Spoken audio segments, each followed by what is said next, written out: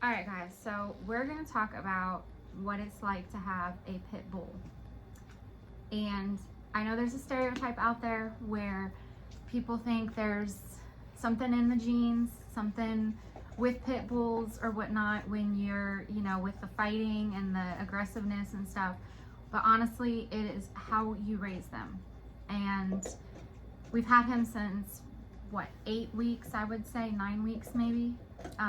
And to give y'all a backstory on that real quick, I was set up when it came to getting our dog Grayson because, Kelsey had talked about it, wanting a dog, but I really wasn't for it because I know what's involved in having one. Well, wait a minute though, because you grew up with dogs outside of the house. I grew up with dogs inside of the house. That's true. I had German Shepherds growing up, and they were outside dogs. So yeah, having one inside is a whole different ball game when it comes to more responsibility, taking care of the house, keeping the carpets vacuumed and shampooed, and stuff like that. But so yeah, we finally got to the point where maybe we consider it. So she said, let's go to the SPCA in Fredericksburg. That's where you can adopt them, and that's actually where our dog Grayson came from. So they normally never have puppies. All right, so I was like, all right, we can just go look. She wanted to see what kind of dogs would be there. Tell me why. The day we went, of course, there was a litter of pit bull puppies that were brought in. The day we go. So I say it was a setup because I think somehow Kelsey has some kind of conspiracy theory, or she knew that SPCA that day was going to have puppies brought in. Somebody knew something, and they just didn't tell me. Well, and I had a pit bull once. Her name was Brownie. And I also had her when she was around between 8 to 10 weeks. I can't really remember that. We got her from a personal owner. And that's why I wanted to get on here and talk about pit bulls, because it is all how you raise them. That's true. She was the same way. She was a sweetheart. I didn't have any issues with her being aggressive, nothing like that. She was a people person, a dog person, no issues. So he's the same way. He sees a person, he gets so excited and friendly, and he does not get aggressive. He does not get standoffish, none of the kind. But I will tell you, when we walk him and some people see the fact that he's a pit bull, they automatically deer in headlights. They're like, oh my gosh, that's a pit bull, and they just start to shake. And I'm like, he is friendly. I'm not taking any chances. So that is not the case with him. Like I said, it's all how you raise them. I mean, if you're going to be mean, you're going to be aggressive towards them, of course, that's any dog. I truly believe that. That's any breed that you have. I mean, German Shepherds, Rottweilers, Dobermans, they all have kind of a stereotype too. But it's just how you raise them. Yeah, it is. And, he's super friendly. All he wants to do is play, lick you to death. Every time somebody sees him when you walk and they're like, oh, can we come pet him? Is he friendly? I'm like, yeah, he's friendly, but he's probably going to get so excited he won't even let you pet him. He just starts running around because he gets so excited when people get around him. But he's a people's dog for sure. But so, yeah, we got him from the SPCA. Of course, like I said, that day we went, we ended up walking out with him because it took him 2 hours standing in the parking lot. Yeah, I'm like I saying, I wasn't for it. I was the one being against it in the household. But and I'll never forget the first night we brought him. Of course, they mark their territory, so he came in and he peed right on the carpet. And I will never forget, I went upstairs, and we have cameras in our house downstairs, and he had seen it, but I thought I cleaned it up in time. But he was upstairs laying on the bed like, I saw that, right? Like, it's already starting. Hey, he was about ready to not even make it through the first night in this house. He was about ready to kick the door at that point, but it's been a learning curve for me having a dog in the house because, like I said, growing up, I never had dogs inside the house. But once you realize, how to maintain what the routine is, it gets easier. But it is still work.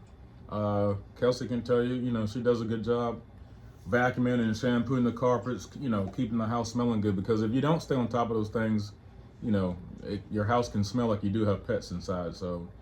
And that was one of the things I said before we even got him. I'm like, if we do bring this dog home, you have to promise me that the house is not going to smell, because I can't, I'm not going to be able to handle that, walking into a house that smells like that. So He's very sensitive to smells. yeah, that wet dog smell. Oh man, that's Well, I can't even do that. That smell really disgusts me too. yeah.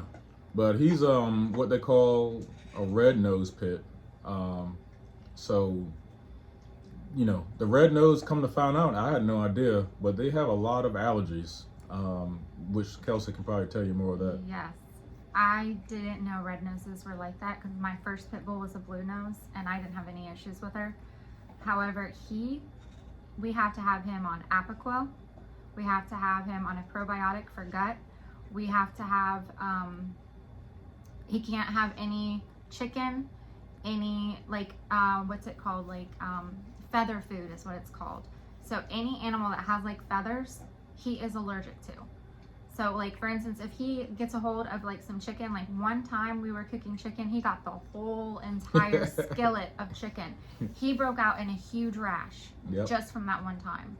So it's crazy the difference between a blue nose and a red nose. I'm not saying blue nose, they have their own, situation, but he is, ear infections. Oh my goodness. If you don't keep him on the Apoquel, instant ear infection. And then we're what, $500 vet bill. Yeah, and that's the thing what I'm saying. It's a lot involved to having a certain breed, well, the red nose breed pit bull, because the allergies. I don't know, we should have done a little research on, a red nose pit before we got him, but he's here now, so we just make the best of it. But yeah, they do have a lot of allergies, and that brings up another thing. You hear him whining right now? It's because he needs water. Yeah, so I'm going to take a step back to give him some water because he has a big old bone. Yeah, he does need water. But that's another thing. Pit bulls are, I guess, what do you call a people's dog? They have to be wherever their owner is, it seems like.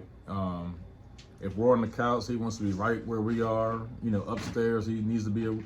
Kelsey can't even go to the bathroom sometimes without that dog sitting outside the bathroom door whining or waiting for her to come out. That's how, they just got to be around their people. So they're a good breed dog. They're really friendly.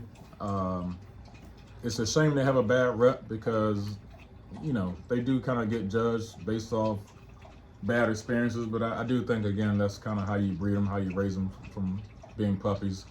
But again, he's part of the family now. As much as work as he is and irritating at times, I couldn't get rid of him at this point. You become attached to him.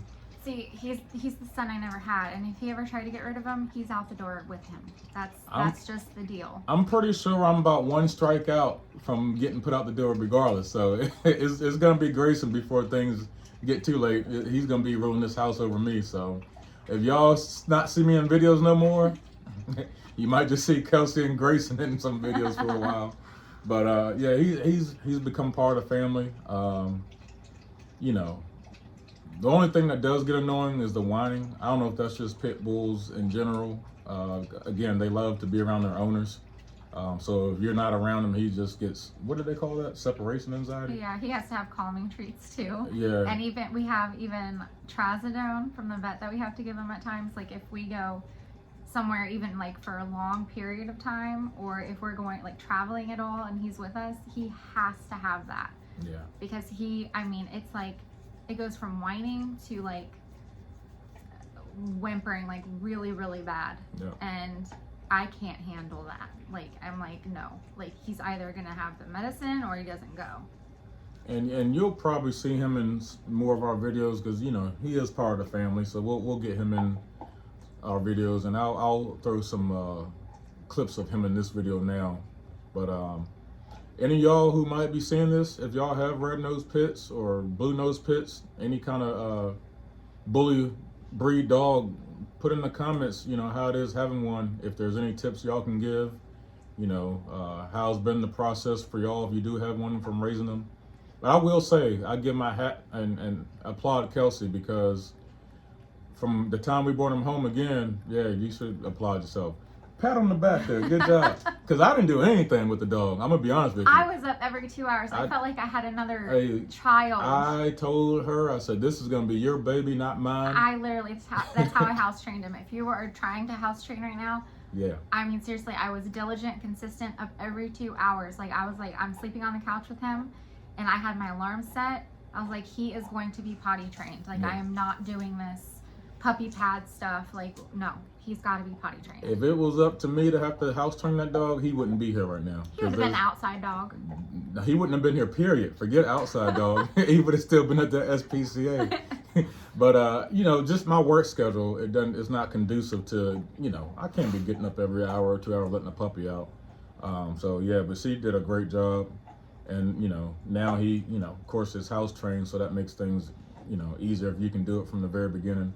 Yeah. Now we should have done some more training. He's pretty behaved dog.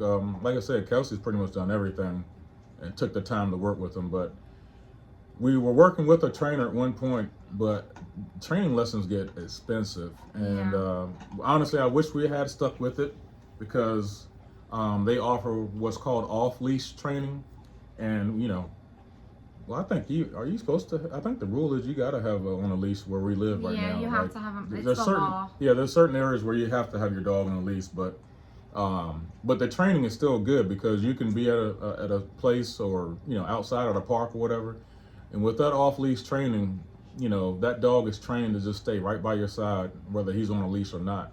And, you know, you just give him certain commands and then he'll obey. So I do wish we had stuck with that, but at the time it was just, you know, it can be thousands of dollars. Oh my goodness. Like, the puppy, we just did the puppy package, and that was like, I think 8 weeks. Yeah. But if we would have went beyond that, I think it was like $3,000 to $4,000, and they can even board them off from your home and do it, and that is even more money, which would have been awesome. Honestly, it really would have been. But I mean, he does commands, he really does, he's pretty good.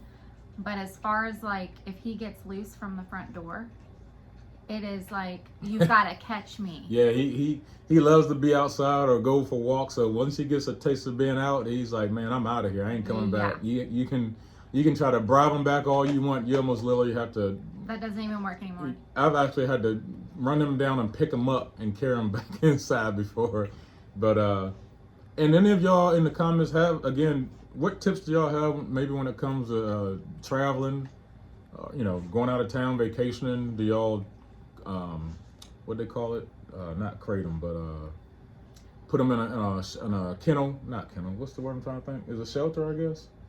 It's A board. like, If you board your dog, let me know what y'all do for that. If y'all do board them, do y'all take them with you on vacation? I'm not boarding. Boarding's too expensive, so you guys can comment about Yeah. that. But we looked into that. Like, we have a friend that comes and house sits, which is better, I think, just because he's in his home environment anyways.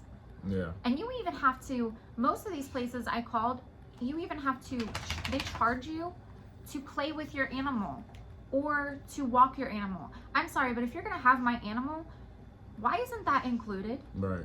Because, I mean, I have to actually pay you to play or to walk my dog. Like, that should be included because the dog should not be in a crate or a cage for the whole time you're gone, because we could be gone. If we're gone like that, it's like a whole week at least. So, I mean, I'm sorry, but no, I'd rather him have in his home environment, and then my friend, she will walk him too for us. And then too, if you do travel with your dog, a lot of like places won't allow pets, but if they do, there's a charge for that too. Like in any kind of hotel room or you're in, or even an Airbnb condo, if they allow pets, there's going to be an upcharge for that as well. So Yeah, keep that in mind as well. And we go to the beach, which the beaches that we've been to so far, they don't allow your animals on the beach.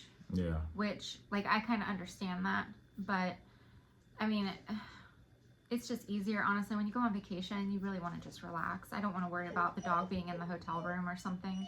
Y'all hear him whining right now. I don't know what he wants. So, but anyway, y'all, we're not gonna keep you. We want to make this video not make it too long. But those are just a couple of things we wanted to talk about. Again, if any of y'all have a bully breed dog, chime in the